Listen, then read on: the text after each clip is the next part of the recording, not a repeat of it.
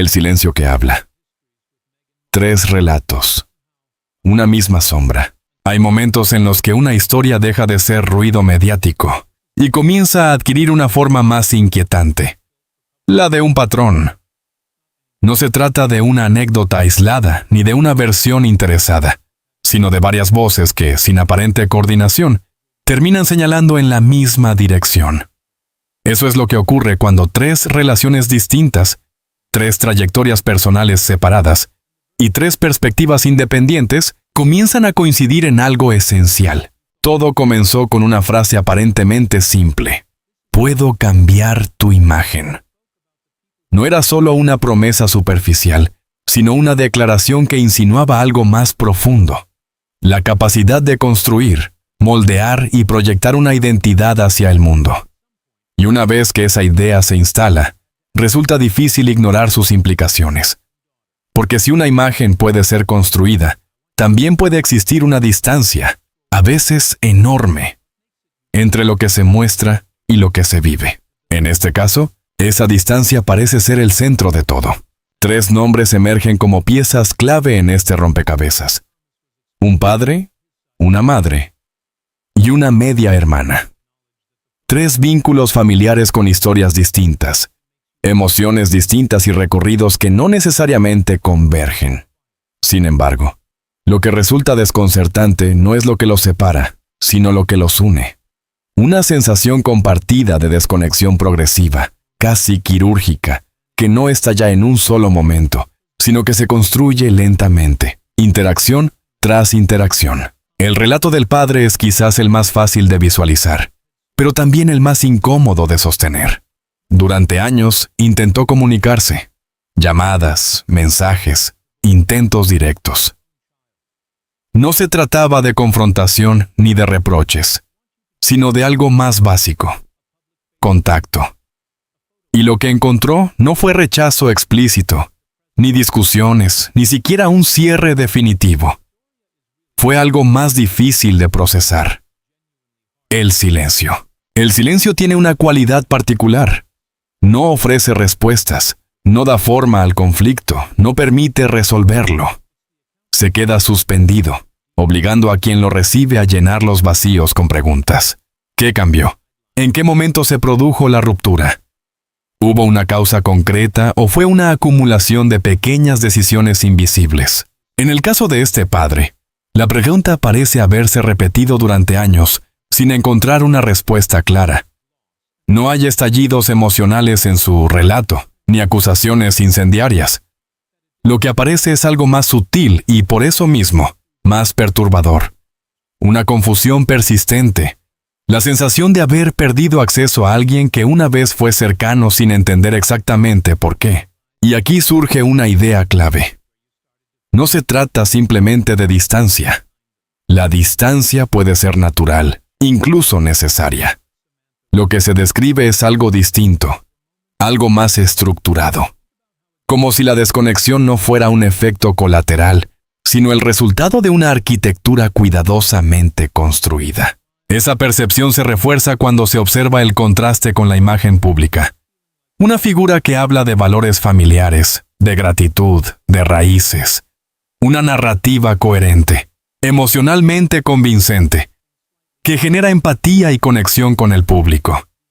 Y, al mismo tiempo, un entorno privado donde esas mismas conexiones parecen haberse debilitado hasta casi desaparecer. La contradicción es difícil de ignorar. La madre, desde su propio ángulo, no comparte necesariamente todos los detalles, pero su silencio selectivo y su manera de posicionarse añaden otra capa al cuadro.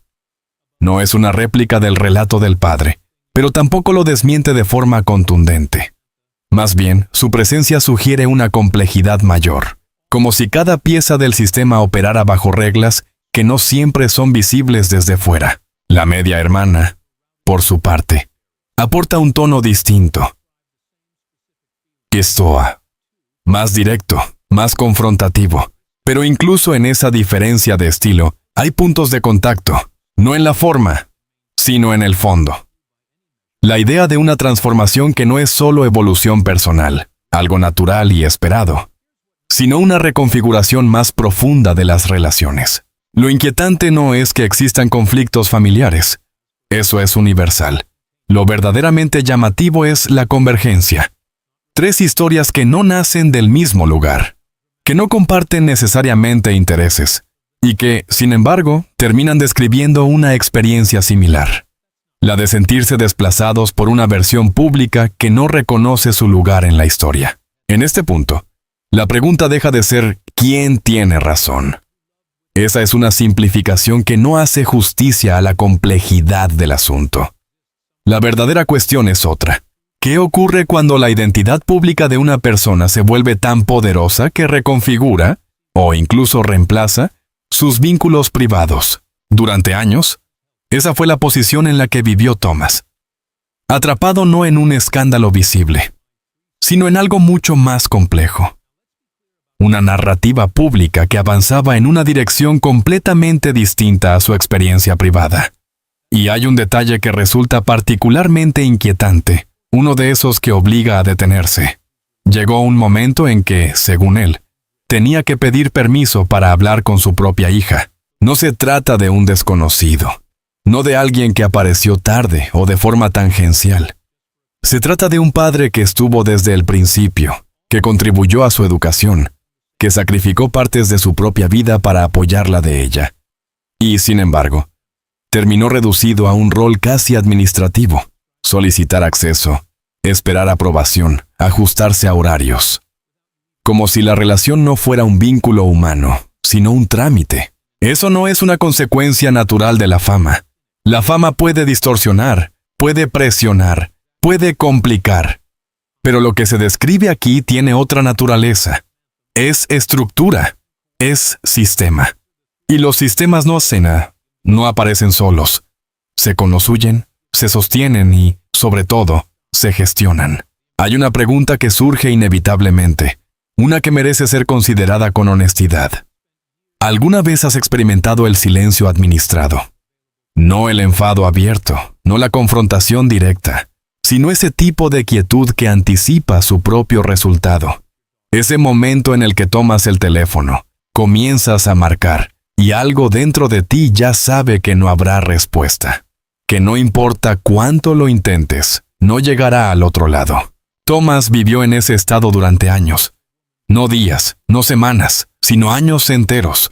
Y lo que hace su caso particularmente difícil es que ese silencio no ocurría en la sombra. Era visible. Mientras él esperaba una llamada que no llegaba, el resto del mundo observaba una narrativa completamente distinta. Se hablaba de familia, de gratitud, de raíces. Se proyectaban imágenes de cercanía, de calidez, de conexión auténtica. Momentos cuidadosamente compartidos que sugerían una historia coherente, emocionalmente satisfactoria, casi ejemplar. Pero nada de eso reflejaba lo que él estaba viviendo. Esa desconexión entre lo público y lo privado no es solo dolorosa. Tiene un efecto más profundo, casi desorientador. Es una forma de invalidación que ocurre a plena luz del día. Una especie de gaslighting colectivo, donde la realidad personal queda eclipsada por una narrativa ampliamente aceptada. Y luego está la otra voz. La que, si se confirma, no genera frustración sino silencio. Porque hay algo en el testimonio de una madre que opera en un nivel distinto. No porque el dolor del padre sea menor, sino porque el vínculo materno se percibe como algo primario, elemental, anterior a cualquier construcción social. La imagen pública era clara. Una mujer serena, digna, siempre presente. Una figura que no necesitaba imponerse para ser percibida como esencial. Para muchos, representaba lo auténtico dentro de un entorno donde todo parecía cuidadosamente diseñado. Era el ancla, la prueba de que detrás de los protocolos y las apariencias había una relación real. Pero esa historia, aparentemente simple, comienza a mostrar fisuras cuando se escucha su versión. Según su relato, la conexión que todos daban por sentada era mucho más compleja. La cercanía no siempre fue natural. Lo espontáneo fue dando paso, poco a poco, a lo estructurado. Las visitas dejaron de ser frecuentes, y cuando ocurrían, ya no eran orgánicas. Eran programadas. definidas, encajadas dentro de una lógica que no pertenece al ámbito íntimo, sino al organizativo. La relación, sin romperse de manera abrupta, fue transformándose en algo distinto, más formal, más controlado, más distante. Ese proceso es difícil de detectar desde fuera. No hay un momento claro de quiebre. No hay un evento que marque el antes y el después. Es gradual, sutil, casi invisible. Y precisamente por eso, tan efectivo. Detengámonos un momento en esa escena. No se trata de distancia geográfica, ni de diferencias horarias imposibles de conciliar. Tampoco de agendas saturadas por compromisos inevitables. Lo que se describe es otra cosa. El acceso mismo a la relación ha sido transformado en un recurso administrado. Alguien decide cuándo, cómo y en qué medida ese vínculo puede existir. Y lo más perturbador no es solo la existencia de ese control, sino su normalización. Desde fuera, las imágenes públicas cuentan una historia muy distinta. Sonrisas compartidas, gestos cálidos, miradas que parecen cargadas de complicidad. Todo sugiere cercanía, afecto genuino, una conexión intacta. Pero si esas interacciones deben ser previamente organizadas, si cada encuentro responde a una lógica de planificación más que a la espontaneidad, surge una pregunta inevitable. ¿Qué parte de esa conexión es auténtica? ¿Y cuál es el resultado de una puesta en escena cuidadosamente gestionada? La madre en cuestión no habla desde el resentimiento abierto. Su relato es más silencioso, más contenido. Describe encuentros que ocurren en contextos específicos, eventos públicos, momentos donde su presencia cumple una función visible. En esos instantes, todo parece fluir con naturalidad. Hay abrazos, hay sonrisas, hay una narrativa clara de unidad. Pero cuando el evento termina, cuando las cámaras desaparecen, algo cambia. Esa cercanía no se traslada al espacio privado. No se prolonga en llamadas espontáneas, en visitas sin motivo. En la cotidianidad que define las relaciones reales, lo que emerge entonces es una sensación difícil de nombrar. La de ser necesaria en determinados contextos, pero prescindible en otros. No desde una crueldad explícita, ni desde una intención claramente maliciosa, sino desde una dinámica funcional. Estar cuando la imagen lo requiere, desaparecer cuando deja de ser útil. Para una madre que dedicó años a criar, acompañar y sostener a su hija, esa transformación del vínculo en algo condicionado resulta especialmente dolorosa. Este tipo de dolor no suele expresarse en gritos ni en acusaciones directas. Es más sutil. Se manifiesta en la aceptación gradual de una distancia que antes no existía. En la toma de conciencia de que el acceso a la propia hija ya no es un derecho natural, sino algo que debe negociarse, gestionarse, incluso ganarse. Y en ese proceso, la identidad misma dentro de la relación cambia. De figura central a presencia ocasional, de pilar a invitada. Sin embargo, el relato no se detiene ahí. Lo que comienza como una descripción de distanciamiento emocional empieza a insinuar algo más complejo. No se trata únicamente de una relación que se enfría con el tiempo o bajo la presión de nuevas circunstancias. Aparece la idea de un patrón, de una estructura que no solo permite la distancia, sino que la sostiene y la refuerza. En este punto, la historia se vuelve más oscura, porque ya no estamos hablando de desconexión accidental, sino de una posible reorganización deliberada de los vínculos. Intentos de comunicación que no simplemente fracasan, sino que parecen ser desviados. Mensajes que no llegan, llamadas que no se concretan, esfuerzos que se diluyen en un sistema que, de manera silenciosa, mantiene ciertas barreras en su lugar. La clave aquí no es el conflicto abierto, sino la ausencia de él. No hay confrontaciones dramáticas, no hay rupturas públicas contundentes. Todo ocurre de forma gradual, casi imperceptible. Y es precisamente esa suavidad lo que lo hace más eficaz. Cuando la distancia se instala sin ruido, cuando se vuelve parte de la rutina, deja de cuestionarse. Se convierte en la nueva normalidad. Otra voz dentro de este entramado aporta una perspectiva distinta. Mientras unos hablan desde la emoción, el dolor, la confusión, la pérdida. Esta tercera mirada introduce un elemento más analítico. No se limita a describir lo que se siente, sino que intenta identificar cómo funciona el sistema. Habla de patrones repetidos, de decisiones consistentes, de una forma de operar que no es casual. Esta diferencia es crucial, porque transforma la narrativa de una historia de distanciamiento personal en algo más estructurado. Sugiere que las relaciones no solo se han debilitado, sino que han sido reorganizadas bajo una lógica específica. Una lógica en la que el acceso, la cercanía y la comunicación no fluyen libremente, sino que son modulados. En ese contexto, las emociones individuales adquieren otro significado. El dolor de una madre, la frustración de un padre, la observación crítica de una hermana ya no son experiencias aisladas. Se convierten en piezas de un mismo rompecabezas. Cada uno describe el mismo fenómeno desde un ángulo distinto, pero todos apuntan hacia una misma conclusión.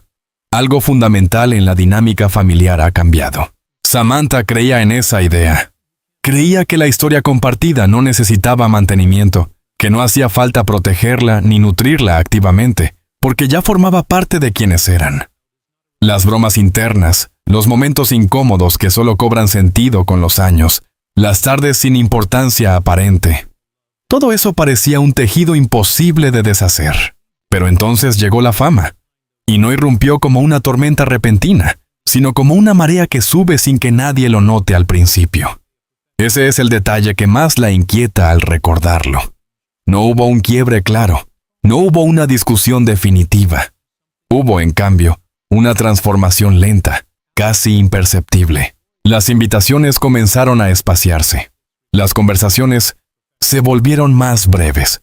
Las interacciones empezaron a sentirse distintas, no necesariamente frías, pero sí filtradas, como si entre ellas se hubiera interpuesto una capa invisible, una capa que nadie explicaba, que nadie reconocía abiertamente, pero que estaba ahí, alterando cada intercambio.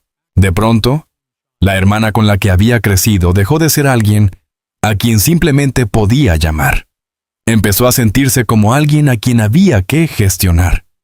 Incluso las conversaciones más básicas parecían pasar por intermediarios, como si el acceso ya no fuera natural, sino algo que debía coordinarse. Ese cambio, por sí solo, ya es difícil de asimilar.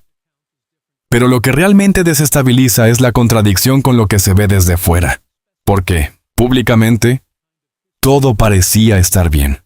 Había gestos afectuosos, momentos compartidos, apariciones que sugerían cercanía. Para cualquier observador externo, la relación seguía intacta. Y sin embargo, según Samantha, lo que se mostraba no coincidía con lo que se vivía.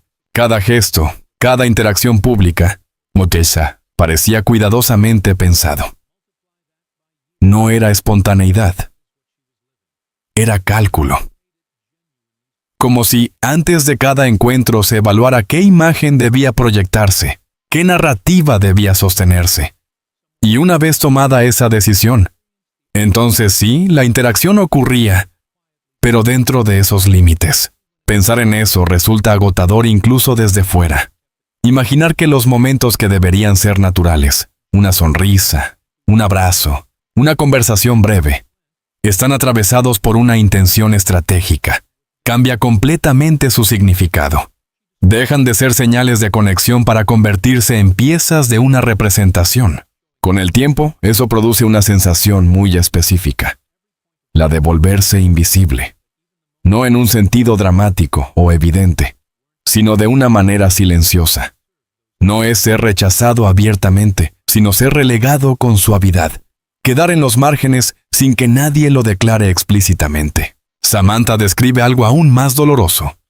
No solo sentirse apartada, sino sentirse reemplazada. No por otra persona, sino por una versión de sí misma. Una versión que aparece en público, que cumple una función, que encaja en la narrativa, pero que no corresponde a la realidad de la relación. Ese tipo de herida es particularmente compleja, porque no se trata únicamente de la distancia, sino de la distorsión. De ver cómo se construye una imagen de la relación que no coincide con la experiencia vivida. de estar lo suficientemente cerca como para reconocer la diferencia, pero lo bastante lejos como para no poder cambiarla. La brecha entre lo público y lo privado se vuelve entonces un espacio incómodo. En ese espacio, los recuerdos compartidos siguen existiendo, pero pierden su poder. Ya no garantizan cercanía, ya no aseguran continuidad. Y cuando Samantha profundiza en su relato, la historia deja de parecer una simple deriva familiar. Empieza a adquirir otra dimensión, la de una dinámica en la que las interacciones no solo cambian, sino que parecen diseñadas. No se trata únicamente de posar ante cámaras, algo habitual en figuras públicas.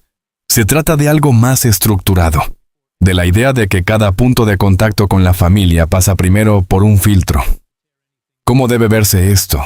¿Qué función cumple? ¿Qué resultado se espera? Una vez respondidas esas preguntas, la interacción ocurre, pero ya no como un intercambio libre, sino como una ejecución. Esa lógica transforma la naturaleza misma del vínculo.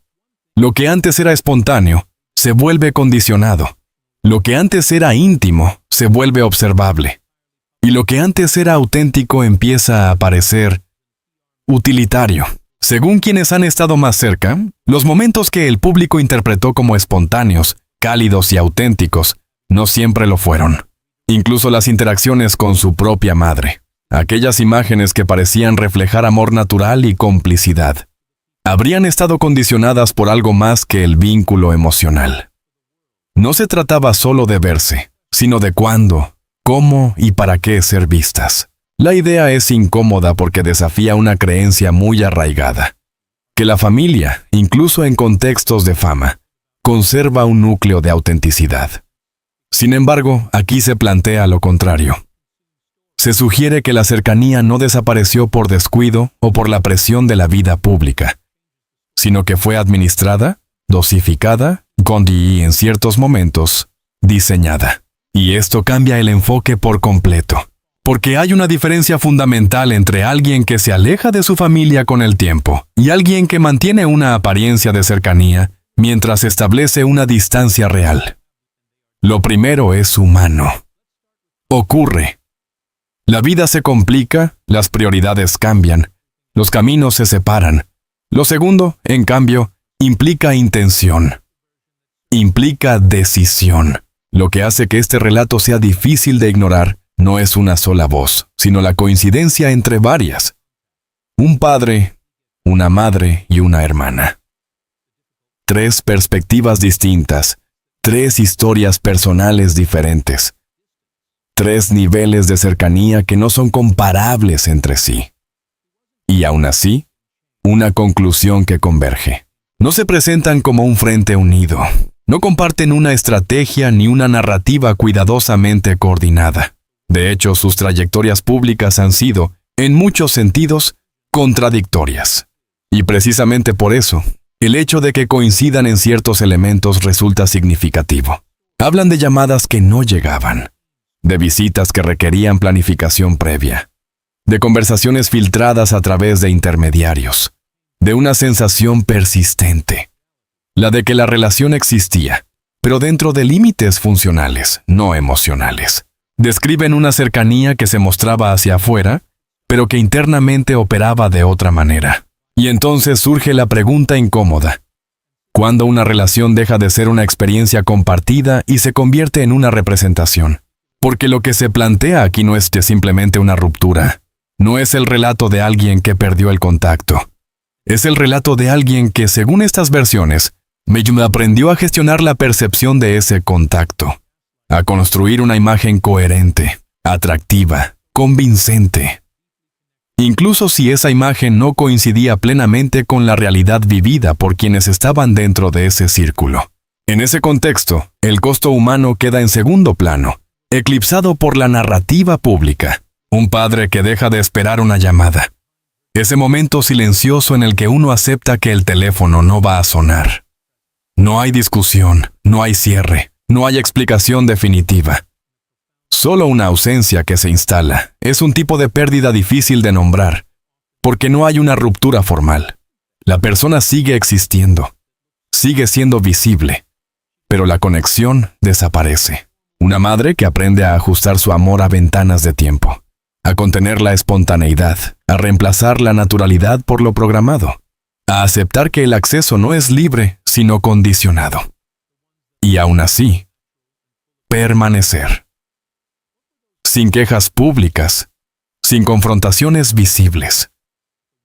Eso no habla de debilidad, sino de una forma profunda de paciencia, y una hermana que observa cómo su lugar en la historia se reduce, no por un conflicto abierto, sino por una omisión progresiva. Como si su existencia dentro del relato fuera desdibujándose hasta convertirse en una nota al margen. Estar presente en los hechos, pero ausente en la narrativa. 3 experiencias distintas. Un mismo tipo de vacío. Lo más difícil de asimilar no es la distancia en sí, sino la naturaleza de esa distancia. No se describe a una desconocida, sino a alguien reconocible. Alguien que sigue siendo, en esencia, la misma persona. Alguien a quien aún se quiere, y eso es lo que transforma la historia. Porque si la desconexión fuera total, si hubiera una ruptura clara, el duelo sería más limpio. Pero aquí no. Aquí lo que se plantea es que la separación fue el resultado de decisiones sostenidas en el tiempo. Decisiones que priorizaron una versión pública por encima de las relaciones que existían antes de que esa versión fuera necesaria. No es un juicio sencillo. Tampoco es una historia con respuestas definitivas. Es, más bien, un espejo incómodo sobre cómo la imagen puede llegar a competir con la realidad.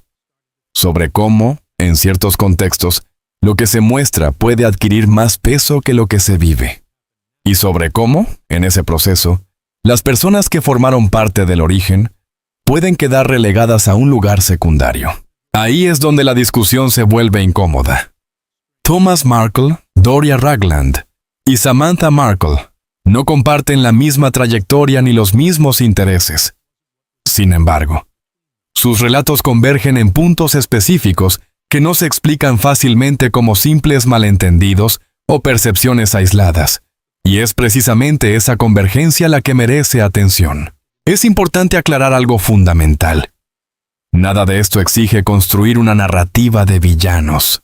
Las personas son complejas, contradictorias, moldeadas por circunstancias que muchas veces escapan a su control. La fama, en particular, tiene un efecto distorsionador. Transforma relaciones, redefine prioridades y somete cada interacción a un escrutinio público constante. Vivir bajo esa presión no es trivial. Sin embargo, hay una diferencia crucial entre una relación que se deteriora por el peso de esas circunstancias y otra en la que esas mismas circunstancias parecen funcionar como cobertura.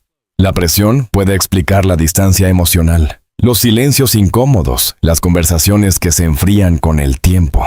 Puede explicar incluso la desconexión progresiva entre personas que alguna vez fueron cercanas. Lo que no explica, sin embargo, son ciertos detalles. No explica un sistema en el que las llamadas deben programarse como si fueran reuniones de trabajo. No explica que una madre tenga que solicitar un espacio en la agenda para hablar con su propia hija. No explica que las llamadas de un padre sean filtradas o redirigidas en lugar de simplemente no ser respondidas. Esos matices no parecen surgir del caos, sino de decisiones. Y es ahí donde esta historia deja de ser un asunto de celebridades o de realeza para convertirse en algo profundamente universal. Porque en el fondo no trata únicamente de figuras públicas, sino de una tensión que existe en muchas vidas. La distancia entre quiénes somos en público y quiénes somos en privado. Todos construimos narrativas. Todos presentamos versiones de nosotros mismos al mundo.